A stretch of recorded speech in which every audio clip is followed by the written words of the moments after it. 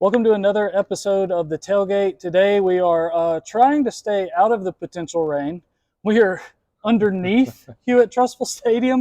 Maybe you can see a little bit of the Go Huskies behind us. But I'm joined by Jake Garrett, tight ends coach. Yes, now? tight ends. Tight ends at Hewitt-Trussville. How's it going? It's going well. Going well. Thanks for having me, Gary. Yeah, no, I appreciate it. We're going to talk football because, I mean, that's what we're here to do a little bit. But we got to start. You were on Jeopardy. Yes. Let's talk about it. Tell me how it kind of came about and how it went. Yeah, so it's kind of a long process. You got to take, they call it the anytime test. It's online. You do the test, and you have to make like a certain score. And if you get past that threshold, they kind of put your name in the hopper. And then they kind of come back. And for me, I did it, everything was still really kind of shut down from COVID. Yeah. So all of my interview stuff was on Zoom. So we did a lot of Zoom stuff, and it was like two other interviews that we had to do. Had to take like another test, kind of like where they took over your screen just to make sure you're not cheating, yeah, and then did like college. Yeah. And then we did another one where it was like a simulated gameplay and all that. Okay. And that they were trying to get your personality and stuff like that. So they said that like, I don't know, it's like 100,000 people apply every year, and like 400 to 450 get it. Oh, wow. So I didn't realize that was the odds of it when I started doing it. No. Well, in a weird way, in my mind, I would think that more than 100,000 would apply and fewer than 400 would get in. Like, just in my mind, that's what I would think. So those odds. Yeah, it's it was actually decent odds, I guess. But like you said, it was not, I don't know. They said it takes you multiple times most of the time to get it. And I got on the first try, I did it. So how about that? I don't know if that means anything or not. But had you always wanted to do it? Did you grow up watching the show? I did. I've always I majored in history in college, and I've always loved kind of trivia, and my brain works that way. Yeah, I can remember kind of some trivia stuff, and so I've always enjoyed that. But I really, honestly, it was kind of like right around. We were kind of like getting out of high school when Ken Jennings was going on that 74 game run or whatever it was. That's when I really kind of got into it. And so I would, I'd be in college and I'd like DVR it or, kind of go back and watch it because I just enjoy watching it. Yeah. I mean, it was always fun. So. How'd you prepare? Like, other than their test, like, was it a long time coming that you're like, okay, I'm eventually going to do this? Well, okay. So that was the other thing is after that second interview, they were like, all right, you've got basically an 18-month window where you can hear from us or you won't. And if you don't hear from us in the next year and a half, try again. Oh, wow, that's long. And so, I guess they had sent you like, when can you like block out, like can't do stuff. And so I had basically said I can't do it during football season and all that. And so I guess I was in Auburn for at the Super 7 deal, and they called me that day. So it was like, okay. Yeah. So, and then like the next week they called me back and said, all right, it's for sure you're in. And so I flew out like a month later to film. Wow. So it was really quick once I got to that point. So like I basically had a month where it was like, I'm going to be on there. But it was, an 18 month or really 15 months for me where it was like, I don't know if I'm going to get on there or not. So how do you like, once you get that and like, I imagine your mind can go into a little bit of overdrive. Not just the travel and, all the things you got to do at home, but kind of cramming for a test in a way. Like, how do you decide what to study and what, like, there's a lot of different ways to look at it. And I've seen some people that will say, okay, I'm going to look at the areas that I'm weak in and I'm going to try to cram on those. Okay. And there's other people that, kind of just, I don't know. For me, it was like, I'm going to watch a lot of Jeopardy. That's basically what I did. There are like other resources and stuff that like can teach you like tricks, like basically certain ways they phrase the clue, or if it's, there's something about like one example is like if it talks about a specific playwright, like the answer is going to be Henrik Ibsen if it's talking about a Swedish playwright, something like that, like. Stuff like that, right? You don't even have to necessarily know the answer or be familiar with stuff. It's like stuff like that. Now, I didn't know about any of that until after I'd taped. So for me, it was like I just watched a lot of Jeopardy, and I said, there's basically 3 categories that I said I'm not going to get. Okay. And they're so broad that it's like there's no way that I'm going to be able to. What are they? Shakespeare. I'm with. Hey, you know me. I'm a writer guy, but Shakespeare ain't it for me. It was Shakespeare, science, Yeah, and then like just literature in general. I was kind of going into that like, look, I'm going to get what I know in there, right. and I'm not going to try to reach in that one. Okay. And Shakespeare, I'm just probably going to put my buzzer down because I'm not familiar with that. I can't stand that kind of writing. You know, Like well, I mean, it's just there's just so much of it, and I didn't read much of it in high school, and so I don't really remember much. Well, it's like I would go full Cliff Notes, full Spark Notes in high school and hope for the best because it was just so long. I didn't enjoy the language. Like I read so much of that classic stuff now that I'm older, but like I wish, like I talked to an English teacher of ours probably maybe in the last couple of years about, I know there's a curriculum they have to go by, you have to teach certain things, I get it, but like I've read stuff in recent years that would have made more sense at a high school age that was still classic stuff. Some some different John Steinbeck that's not, Grapes of Wrath or whatever. Some Travels with Charlie with his dog stuff, and you learn about America, and there's a lot of culture in it too and stuff. And I'm like, how come we couldn't have read stuff like this? But I guess there's a curriculum that we have to stick to. Oh yeah, there is. So let's talk about the episode itself. Yep. So I'm gonna run down real quick. We'll come back to this, but I mean, you led after the first round, $6,800. After the double round, you're in second at $12,400. Let's talk about Final Jeopardy. Take me through it. Yeah, well, this is going to sound really nerdy, but I kind of was joking with my wife beforehand, like, oh, I really hope I get a Final Jeopardy category on African geography. Like, I would feel really good about that. Because it sounds ridiculous, but for whatever reason, there's a website called Sporkle. Yeah. And I've always loved geography stuff. And so like they have like quizzes where you can go on there and take quizzes. And so like I was bored during quarantine. Yeah. And so I just started saying like, I want to be able to name every country in the world and put it on a map. Oh, that's neat. Yeah. So I started going on this. And so I learned, like, if you give me a map of Africa right now, I can put every country on the map where it goes. Wow. So I should have brought a printout. That would have been cool. So, I was like, okay, so African countries is the category on Final Jeopardy. I'm like, okay, that's good. The clue was, about a country that used to be part of the Roman Empire, and it gave the Muslim name for it, and it meant Western End. And so, like, immediately my mind went to, okay, well, the Western End, northern part of Africa, that's Morocco. It's got to be. Right. And so, like, I wrote it down. And you got 30 seconds to do the thing. And I wrote it down. And so I'm sitting there for like 20 seconds, just waiting, thinking. And I started second guessing myself. Trying to talk yourself out of it. it said AL, like owl, was in there twice. Okay. And so I was like, maybe it's making me think it's Morocco and it's really going to be Algeria. And so I start I reach, you see, if you watch, I reach for my pen, but I can tell that the time is running out. So I just said, no, I'm just going to go with what I had. Because the worst thing would have been if I had it right, crossed it out, wrote 3 letters, and then was wrong. I'd be like, So I just said, I'm going to roll with it. And I mean, obviously I got it right. So I was like, go with your gut, I guess. I mean, students, go with your gut. There you go. But, it was, and I go into it and I know, okay, if I come in second, you get 2,000. If you come in third, you get 1,000. Yeah. And I'm sitting there like, I mean, there's no difference in that at this point. No, not really. When it's relative, I mean, when it's like, okay, if I need to bet big because I've got to get ahead of this person. So if I can get ahead of her, then I have a chance to like really make money. Yeah. And then go back the next day and make more money and all that. Yep. So I said, I'm just going to bet it all. So you bet before you see the clue. So it's like, I bet all the money. And so I doubled my money. So for about 35 seconds, I was, the leader. I was the leader. So. And she bet, I forget her name. Melissa. I was about to say Melinda. I knew it was with an M. And so she bets $401. $401. So she got a Final Jeopardy clue, or excuse me, a double Jeopardy clue on the final clue of the game.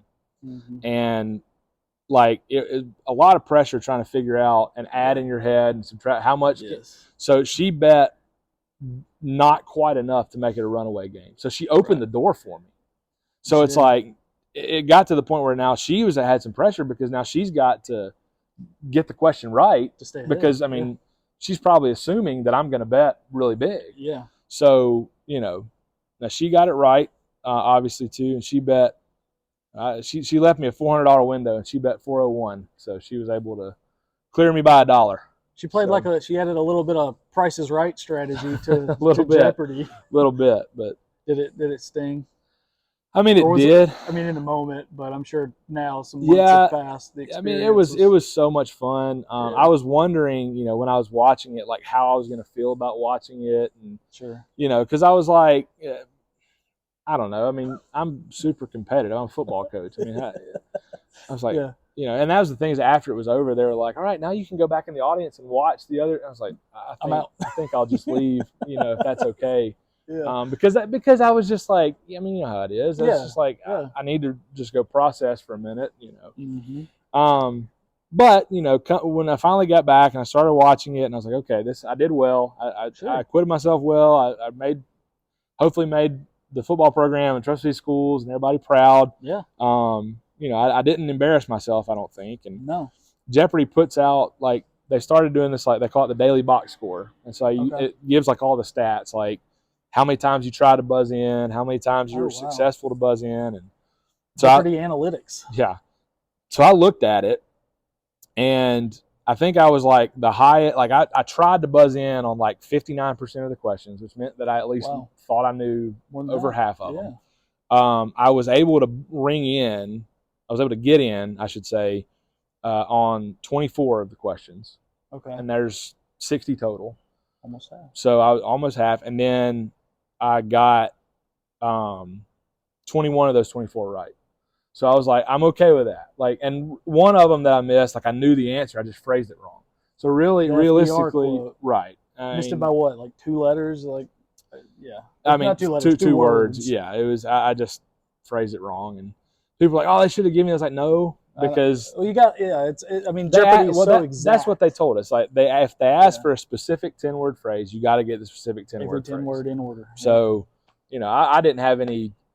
Well, it's tough because, like, that's like obviously. I mean, I do a lot of studying of the CABA project in Trussville, which FDR is largely tied to. So I read a lot about FDR, and that's obviously out of all of the quotes he has, that's the big one. Right. But it's said so much, it's reprinted so much, all that. And quoted wrong. And that's exactly what I was going to say, is you get a lot of people who will put it out there and they miss a word or two, and it's really easy to misconstrue by a word or two. Yes, and so it was like I probably should have just left it alone, but like I knew it, I was like, I know what the answer is. Yeah, it's a lot of pressure because, like, so you get in there, and I'll take y'all inside the workings of Jeopardy. Yeah, do it. You get in there and they take you to the Wheel of Fortune stage, and that's where your kind of holding area is with the other contestants, and so. They kind of go over all the legal stuff, and like we don't know who's going to the first game, except we know the returning champion's going. So they take you back over to the Jeopardy stage, and they're like 2 sound stages right next to each other. Okay. Yeah. So you go over to the Jeopardy stage, and like, all right, we're going to do the practice round. So you start doing the practice rounds, and basically they just roll 3 people through. Every time there would be a commercial break, they're putting 3 more people on. So you're getting the chance to work with the buzzer and all that, and they're like. There's just something you can't see when you're watching. It's like an indicator of when it's time to buzz in and stuff like that. So, you're sitting there practicing that, and I'm getting real worried because I was awful in the practice rounds. Like, I could not get the buzzer down. I was like, this isn't working. I was trying to go off the indicator and buzz, and I wasn't getting it. So we get done with the practice rounds, and we walk back over, and I'm like, okay, I'm sitting there thinking to myself, I've got to figure out how I'm going to do this. And I've got, just not very much time. Well, it turned out I had like no time because I get back in the other room and they're like, all right, Jake and Melissa, y'all are up. And I was like, ooh, okay. Okay, no time to think. So I'm like on the fly having to figure out how I'm going to get the buzzer. Oh, my gosh. And I got the first clue of the game. Mm-hmm. And so I was like, okay, that worked. I'm going to stick with this strategy. So I changed what I was trying to do and started going off, like basically just going a little bit earlier than I thought I needed to. Because if you buzz in too early, it like locks you out for a quarter second. So you can still try. So they tell you just keep Well, that's a lot of time in Jeopardy. Exactly. Like, yeah. So, but I ended up getting it down, got the buzzer down, and, it was good. I mean, she found the daily doubles at the right time, very end of the very game. end. I remember and, that. That made a huge difference. It is what it is. It is, yeah. I mean, maybe we'll have a chance to go back on what's it called? They have a second chance tournament. I don't really know how that. I think they just invite people to come back, and that'd be cool. I'd love to, man. That's the only bad thing about Jeopardy is it's like one and done. Like you go and that's the only chance you get. So I guess the second chance tournament will be another chance. So I'd love to do it. Yeah. So well, we can hope. I thought of something while we were talking about it because we're going to talk a little bit of football now. But is there anything? And I guess I mean it. I'm kind of thinking of this on the fly. But is there anything you can take from preparing for a Jeopardy and apply it to your coaching and vice versa? Is there any kind of intersection of those worlds? Well, I mean, so look at it like that example I just gave, right? Like I've got a very short amount of time to like make that adjustment. Like it's not working. Something's got to get fixed. I mean, I think being able to like make that decision of, okay, that what I thought it was going to work is not going to work. Yeah. So now I've got to adjust and figure out what is going to work. Sure. And have to do that quickly. I mean, I think that was a big time help to me. I think because I didn't get, like I said, I didn't get many answers wrong, but when you do get an answer wrong, it's kind of like a gut punch. You start like feeling like, oh no, like what am I going to do? Yeah.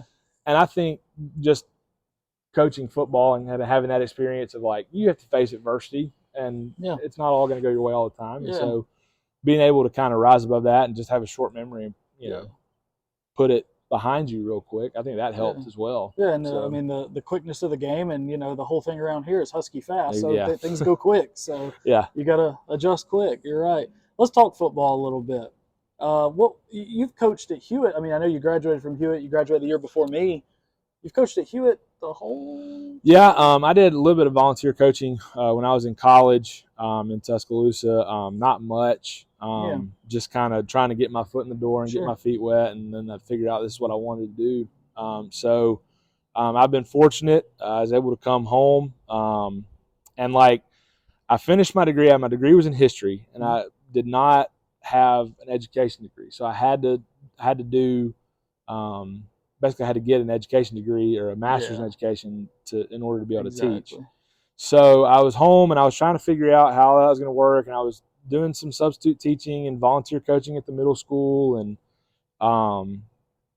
I got into the Sanford fifth year program. Yeah, and started that, took summer class, and then a job came open like 2 weeks before school started, and I just was, I guess, in the right place at the right time, and was able to. I think my resume was the first one on the stack.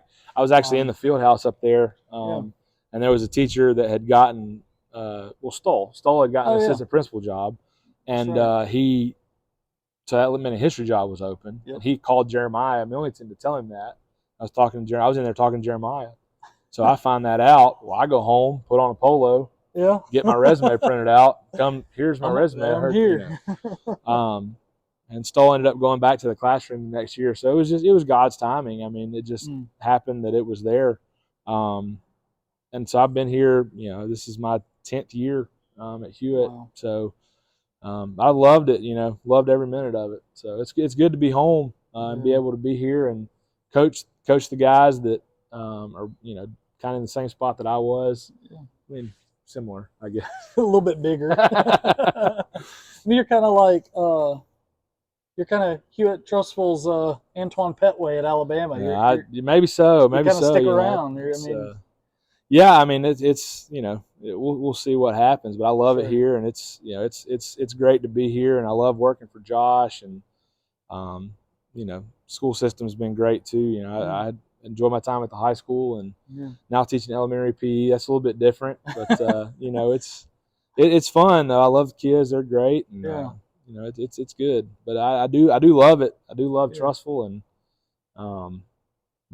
I've been a Husky all my life. Yeah. So. What all have you've coached? Like, I mean, just take me through the football, sure, the various position groups and all that, but outside of that too, haven't you touched some other sports? Yeah. Too? So Football. Let's just go football. There you go. Football. I started out, did 1 year coaching middle school offensive line.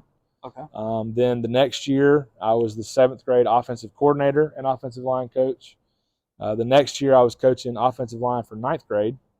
That was my first year actually hired at Hewitt. Okay. Then the next year, Josh came, and so I was working with Coach Perry with the offensive line. So we kind of tag team in that and did that for a while. And then at some point, I became the freshman head coach as well as the varsity assistant. And then this is my 4th year as the tight ends coach. I did freshman head coach for like 4 years, and then transitioned out of that, and have just been doing varsity for the past 3. But I mean, we still help with freshman ball, but it's a whole program thing, right? So that was the football side of things. Coached softball. Actually wanted to do that. I was excited. I've always loved softball, and so I got to coach softball. Did some middle school indoor track for a couple of years. Oh, I didn't know that one. Yes, was not. That was. I didn't run track. I don't know anything about track. It's different. It's different, especially because it's indoor, so it's like cold, and we don't have an indoor facility, so it's outside. Ooh. So it's real cold. So you need to get some David Dobbs tips or something. Yeah, well, yes, I did at the time. Yeah.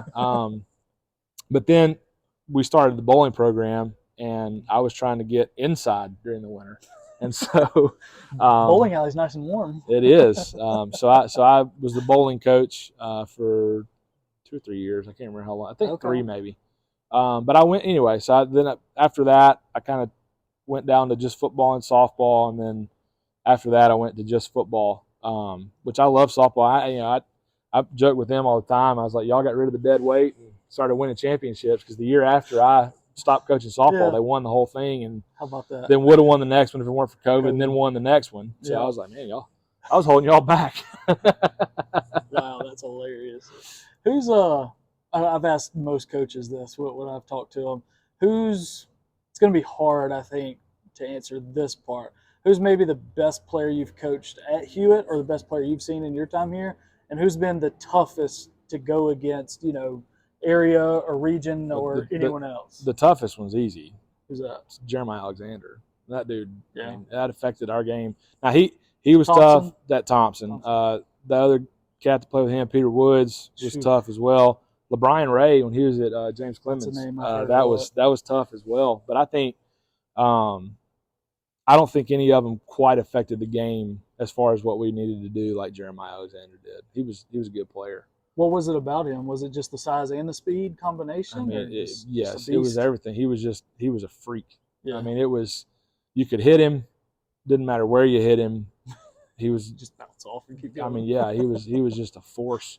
I imagine it's a lot like what it was with these cats trying to block Davion Clowney back in the day. Ooh. If you ever watch his high school highlight, that's the most amazing thing I've ever seen. But we've had a lot of good players that have come through here. Obviously, a lot throughout history, but since Josh has been here, it's been a lot of good players. I don't want to leave anybody out. I got a pretty good tight end right now. He was an all-state tight end, so he's been good. Is that Donovan Price? Donovan Price. He's back. He'll be back for his senior year, so that'll be good. I'm excited to get to coach him. He's a real smart player. I think the safest answer for this is probably Noah Igbenogany. He was a first-round NFL draft pick, so there you go. We'll go with that. Yeah.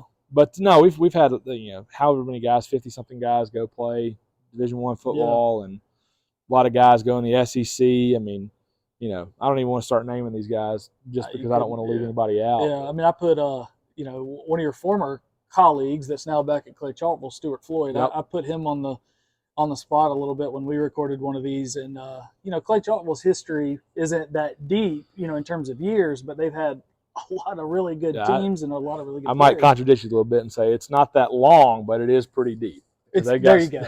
That's better wording. History. I asked him, and you know the position he played and the team he played on. I said top 3 quarterbacks in Clay Chalkville history. You gotta give me 3, only 3. And he said, I was trying to get him to maybe slide himself in because he's got one of those. He wouldn't do that. He didn't do it, but I was like, hey, well, you punted 2, so we'll give you punter spot. But I mean, it's impossible. I mean, at that school, you know, you had Well, yeah, and I Ty mean, Pigram that y'all have gone up against in the past. yeah, Caleb Johnson was so good, sure. and I think maybe his other might have been Hayden Moore. Yeah, he was a good. He's a good ball player too. There's just a lot of. But I mean, dudes you know, here, and but even here, I mean, like, just take running backs. I mean, Coach Johnson is like the running back whisperer. I mean, that dude has had 1,000-yard rushers just falling off of trees. I mean, it's just, you know, it's crazy. Yeah. I mean, gosh, what names give it? Armani Goodwin was so good, and then he had that unfortunate. I was right there when he had that knee injury at Oak Mountain. Yeah. When he landed on that slope at the end zone. They're getting turf now, so they got turf now. But that was tough. I mean, Jackson was so good, and that Sean was amazing. But that with Armani, I mean, I really think there's a legitimate shot that he would have won Mr. Football that year. I think he, and I think you know, 3 games in, he had 11 touchdowns. It was. I remember it was funny. We I can't remember what year that was. 18, 19? 18 or 19. I think it was 19. You know, we do. I'm not on the Alabama Sports Writers Association, but we, you know, make our fun little predictions at times and try not to provide too much bulletin board material, just to have some fun with it. And I think that was my preseason guy. I was like, look, saw this guy when he was at Florence before he transferred down here, and it was against Hewitt, I think, where he rushed for like 1,000,000 yards, like 400 yards almost. And then he comes down here, and I was like, this is going to be the guy in this system and his talent.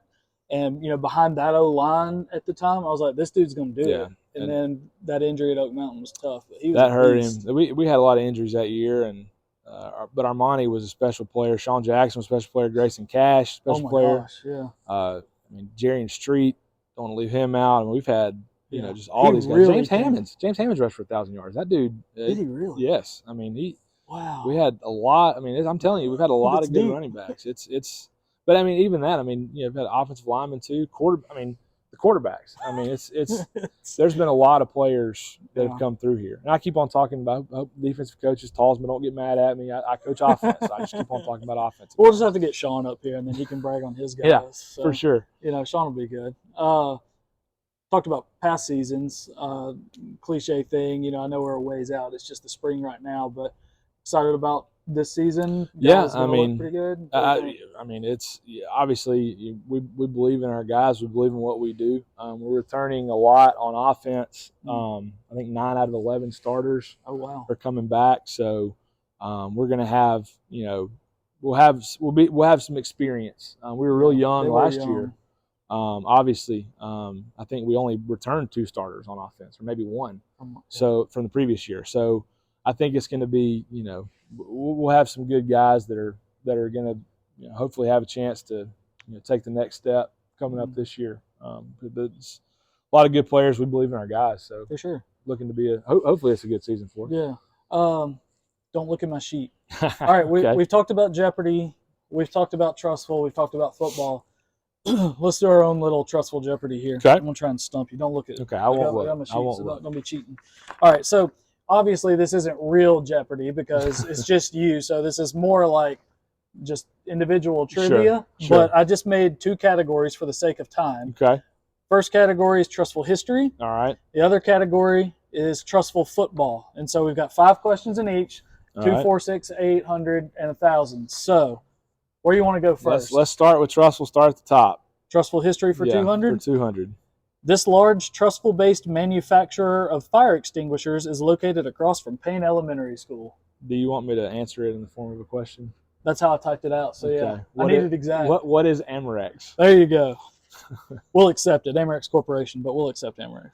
I'm just playing, maybe. All right, you got that one right. You just want to go down the list? Yeah, let's just go down. All right. For 400. For 400. This man, this one might be tough. This man, whose last name graces a street sign near the Applebee's and Cracker Barrel, was the city's first mayor.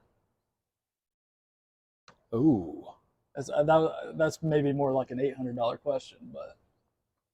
Ooh. Ugh. He also had a department store on what is Main Street now. Okay, well then I'm going to guess what is Braden. That's not right, but that's my guess. You gave it a whirl. Horace Norrell. Okay, I would. He was the first mayor. He was now mayor. Now that you say that, I can see that's Norrell Drive. Yeah. 1947 to 1960. I would not have ever guessed Hey, that. well, this is I'm gonna go to your school. On the Cahaba Elementary School campus once stood a blast furnace. It supplied this product during World War One. Okay, I got a couple things I'm thinking of. What is iron ore? Iron. Okay, iron. Yeah. Yeah. Bingo. We got it. All right. For 800, because of its plain view of the area of the dismantled blast furnace, this was the first name of the Cahaba Project or Cahaba Homestead Village. What is Slag Heap Village? That was an easy one. See, I should have flipped the 400 and the 800. That would have been a good flip right there. You go. All right, for 1,000. Trussville is home to the oldest African-American church in Jefferson County, founded by slaves in 1857. What is the name of that church? Oh, gosh. Me and your dad have talked about it. It I'm going to be mad if I get this wrong. It's, what is it Mount Pleasant? You got half of it. You got the Mount. Mount Joy? Mount Joy Baptist Church. Okay. We'll let you have one hint. I mean, I'm not Ken Jennings. I'll play it easy with you. All right, that was history. So let's go to maybe a little more your wheelhouse. Let's go football. So we're gonna go Trussville football for 200. Yeah. This former, I think I'm right on this. I think maybe you told me this in the past. This former Hewitt-Trussville football player is the only player in program history to have his jersey number retired. Who's Jay Barker? And what was that number? Number 11. All right, there you go. We'll give you 2. Still don't have 11 in our program. It's my favorite number. Not because of Jay Barker. I love Jay, but anyway. For 400, with 6 wins in 2023, Josh Floyd will tie this former Huskies head coach for second in program history with 79 victories. Who is Hal Riddle? It's got to be Coach Riddle. Bingo. It's got to be. Jack holds the record way ahead with 141. Yeah. All right, 600. Yeah, he was here for what, 82 to 2001? 83 to 01. 83-01. Yeah. And speaking of Coach Wood, Hewitt-Trussville was Jack Wood's only head coaching position at the high school level, and he's the winningest coach in program history. This high school was his only other coaching stop of employment. What is Auburn High School? Oh, you did know it. We were talking before camera that one might be. Well, I don't know that a lot of people know that. Maybe I'm wrong. I've been fortunate. I'm on the Football Coach Association board with Coach Wood, so I've been talking with him a lot. So you know. Yes, I know that answer. I need to get Coach Wood up here. You do. All right, 800. Hewitt-Trussville football has reached the state championship game one time in its history in 1992. The Huskies lost to this team. Who is Lee Montgomery? You know the score. I mean, you're right, but I'm just curious.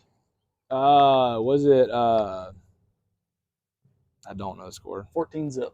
I knew 14 was in there. I couldn't think of what the other one was. Got to get back. All right, for 1,000. You're telling me, by the way. For 1,000. Now, this is the one I did tell you that I had to kind of do some looking. You know, Okay. I don't know that many people would know this off the top of their head. So might be a guess, but you're 4 out of 4 on football. So okay, let's see if I can go 5 no out of 5. pressure. Let's run the category. All right. Hewitt-Trussville has faced this team the most times in school history, splitting 56 games, 28 to 28, and tying 4 more games.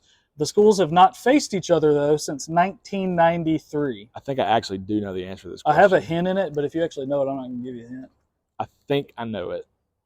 I'd be very impressed. It's Leeds, isn't it? It is Leeds High School. I thought it was Leeds. Yes. Yeah, my hint was going to be it might be time for a new wave of this series, the Green Wave. I think I did know that one because just from, like you said, looking at the Historical Society site, it stands out. It's like, man, I didn't realize that because it'll have a little category that says longest running rival, or and it's like Leeds. Yeah. That was a part of the note when I looked at it. It's like they haven't played them since 1993, but it showed the first game they played was 1929.